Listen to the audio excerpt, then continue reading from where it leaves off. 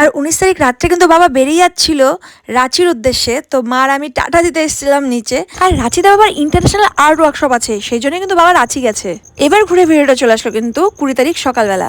আর 20 তারিখ সকালবেলা কিন্তু ওয়েদারটা দারুণ করেছিল, পুরো মেঘলা মেঘলা ওয়েদার। এত ভালো ওয়েদার দেখে একটু ছাদে ঘোরাফেরা করছিলাম, তারপরে ঘরে এসে খেলাম ছাতুর ঘোল, যেটা অনেকদিন পর খেলাম। এরপরে বসে পড়েছিলাম কিন্তু মা আর আমি গ্রিন টি নিয়ে। আর কালু দেখো ছোটবেলায় কত নাদুস নুদুস ছিল, আর বড় হয়েছে একটু রোগা হয়ে গেছে। দেখো বাড়িতে থাকতেই চায় না, ওর সবসময় রাস্তাতে মা আর দিদির সাথেই থাকে।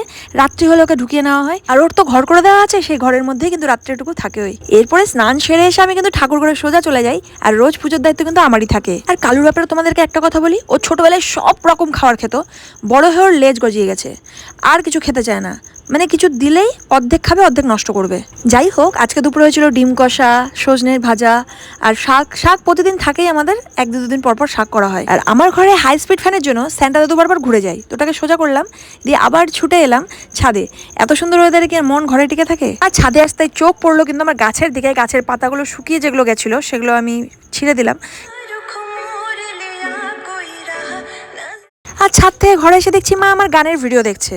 তো মাকে দেখালাম না, কারণ মা শুয়েছিল তাই। তো চলো আজকের গল্পটা হলো কিন্তু এই পর্যন্তই। দেখা হচ্ছে তোমাদের সাথে নেক্সট মিনি ব্লগে।